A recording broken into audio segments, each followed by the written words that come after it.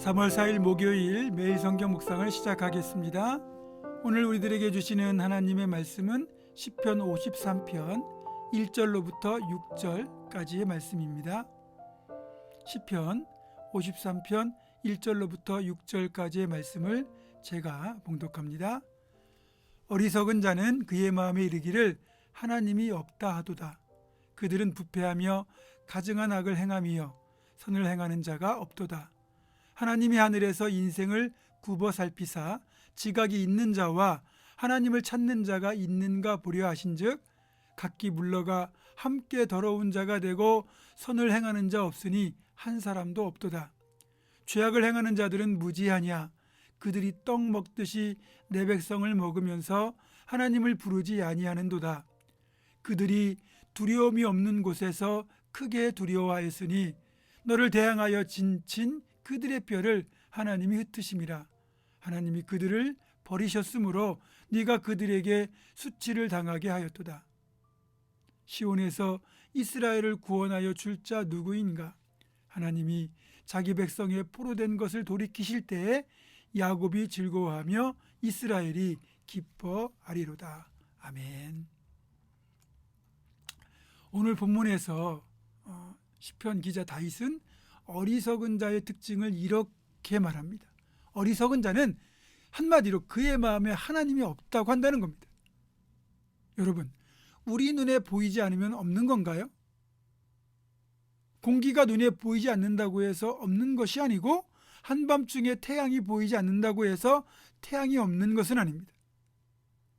이것들은 당연히 엄연히 존재하고 있습니다. 게다가 지금은 이제 현미경이 발달해서 아주 작은 것도 볼 수 있는 시대가 되었어요. 그러니까 현미경으로 보면 코로나 바이러스 같은 경우도 볼 수 있는데 마치 왕관을 쓴 것처럼 생겼다. 그래서 코로나 바이러스라고 그러거든요.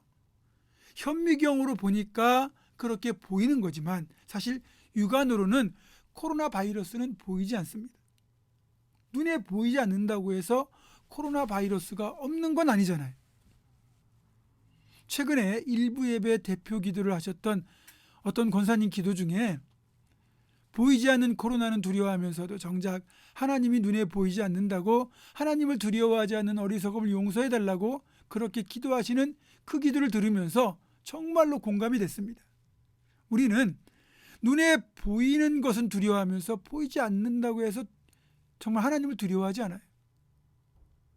실제로 우리는 눈에 보이지 않으면 좀처럼 믿지를 못하거나 있다고 말해줘도 믿으려 들지 않습니다.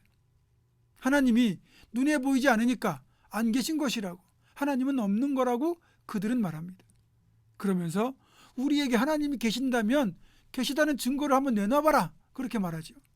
이런 사람은요, 하나님이 계신 것을 증명해도 안 믿는다는 겁니다. 믿음이라는 것은 보이지 않는 것을 믿는 거예요. 믿을 수 없는 걸 믿는 것이 믿음이에요. 보이는 것을 믿는 것은, 보고 믿는 것 믿음이 아니라 확인에 불과합니다. 결국 하나님이 보시는, 즉 하나님이 판단하시는 지혜와 어리석음의 기준은 세상에서 보는 기준, 즉 뭐 IQ가 높으냐 낮으냐, 뭐 세상 지식을 얼마나 가졌느냐, 그 소유 여부로 판단하는 게 아니라 하나님이 판단하시는 기준은 하나님을 믿는 믿음이 있느냐 없느냐로 보신다는 거예요. 그래서 세상에서 인정받는 정말 뛰어난 지식인, 뭐 지혜자라 할지라도 그가 하나님을 믿지 않는다면 그 사람은 하나님 볼 때 진짜 어리석은 사람이라는 거예요. 물론 이 세상을 살 때는 그런 사람들이 지혜로워 보이죠. 이게 어리석은 걸 모르죠. 그러나 이 땅의 삶이 끝나는 순간 그가 어리석었다는 사실이 극명하게 드러납니다. 그에게는 지옥과 멸망이 기다리고 있거든요. 그때는 후회해도 이미 늦습니다. 반면에 세상 학문과 지식은 좀 부족할지라도 진짜 하나님이 계심을 믿고 그래서 하나님을 믿는 사람들은 그 누구보다 지혜로운 사람이다, 이렇게 말할 수 있습니다. 그는 믿음을 가졌고 그 믿음으로 구원받고 영생을 선물로 받을 수 있기 때문입니다. 이런 면에서 본다면 저와 여러분은 참으로 복된 지혜를 가진 사람들입니다. 복 받은 거예요.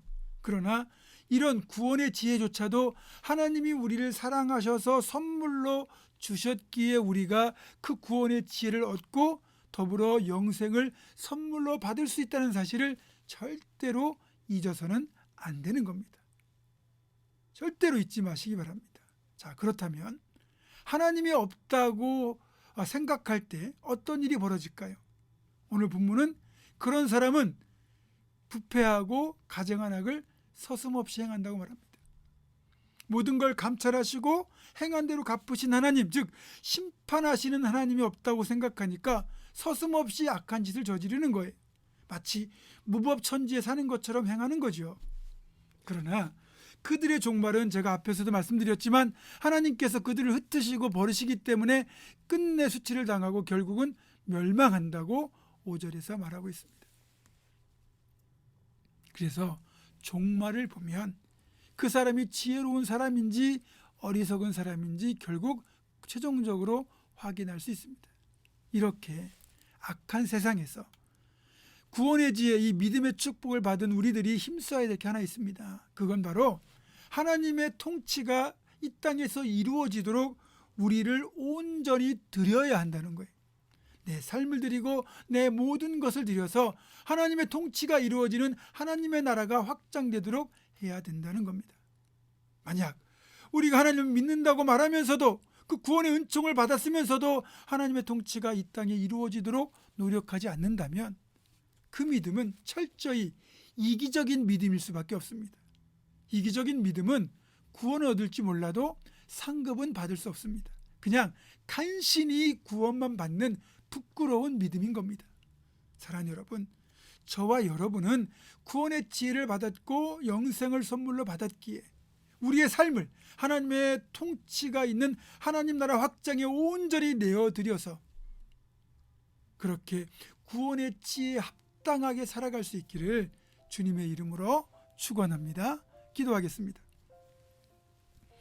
우리에게 구원의 지혜를 주시고 영생을 선물로 주신 고마우신 아버지 하나님, 세상 학문과 지식은 우리가 남들보다 더 뛰어나지 못할지라도 하나님을 믿는 이 구원의 지혜를 선물과 축복으로 받았으니 우리는 진정 지혜로운 자요 복된 자들입니다. 하나님, 이 사실을 늘 잊지 않고 감사함 속에 살아가게 하시고 우리 삶을 통하여 하나님의 통치가 이 땅에 이루어지는 그 나라를 위하여 날마다 내 자신을 주님께 내어드린 우리 모두가 되게 하여 주시옵소서.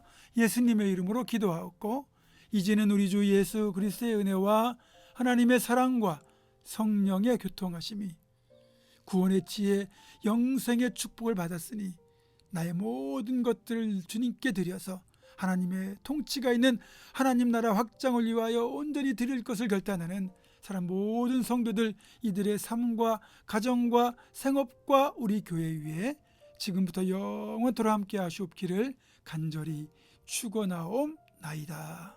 아멘.